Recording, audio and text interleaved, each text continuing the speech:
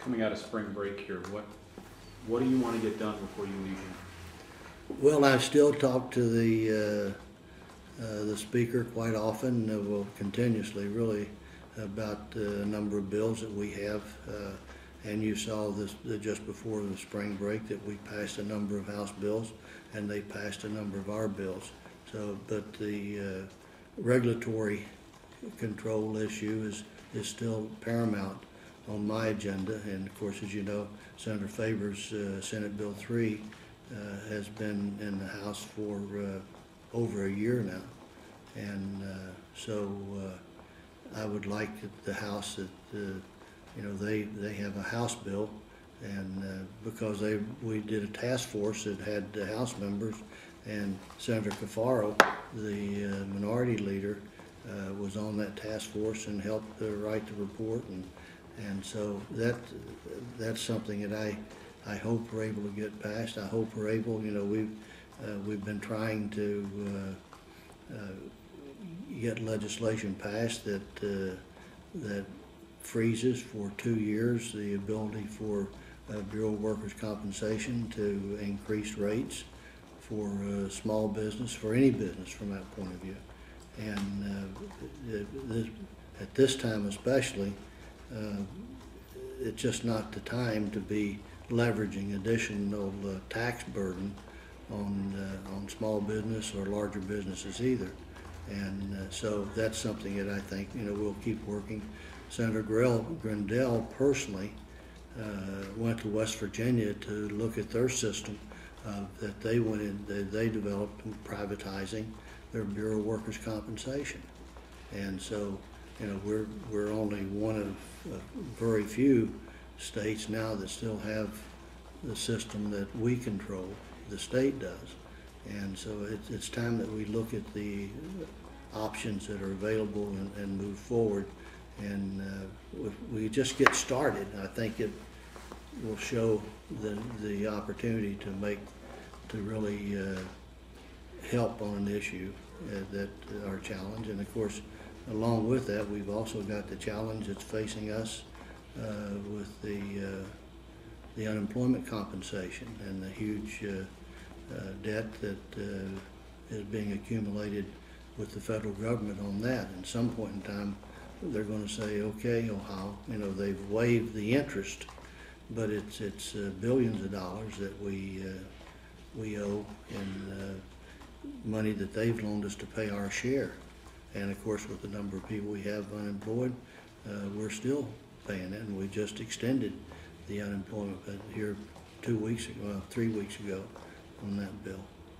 So, you know, there's a lot of work and that we've got to do. Yes, I think one of the major issues that you asked me a lot of questions at after session is about the 3C rail, the 3C corridor, and I think we'll, you know, that we'll have lots of discussion about that because of the huge expense that, in my humble opinion, the potential to bankrupt the state could materialize real fast in relationship to them.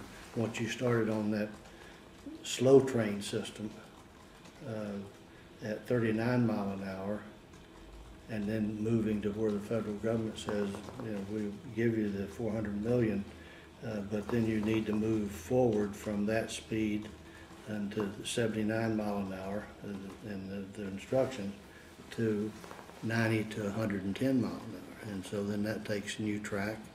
And when you look at what the federal government gave California for that 800 miles of high-speed rail, about $45 billion. Now we've got, what, about 245 miles of rail.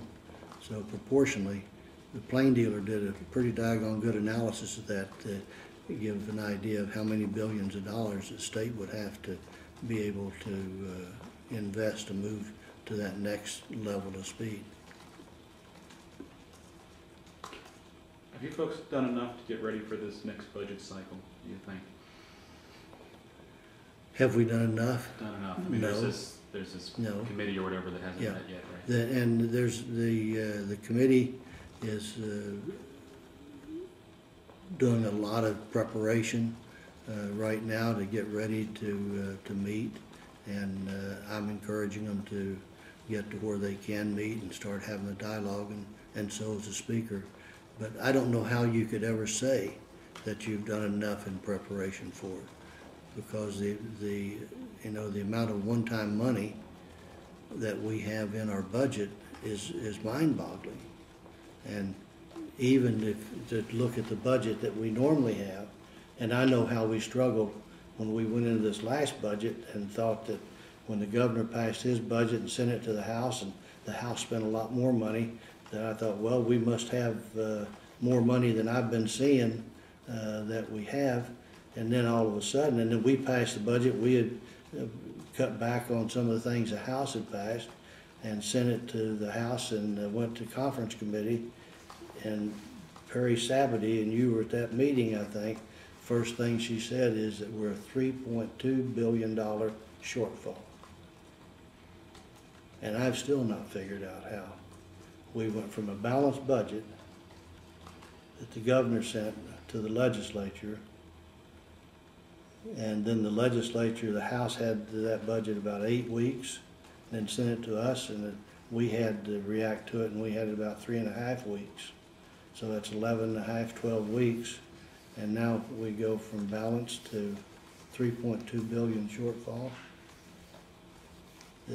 I'm still trying to figure. I pester Brian all the time about that. Where'd that money go? Mm-hmm. So there, but it's a, I think people, legislators, are starting to really realize now, based on the struggle we had with the last budget, and realizing all that one-time money, is what a struggle it's going to be to balance that next budget without a humongous tax increase. And, in the state, that'd be the worst, in my opinion, worst thing in the world for the state. Because we need to turn our economy around and get Ohio back to work. This thing of having unemployment at 10+% we've got to get that turned around.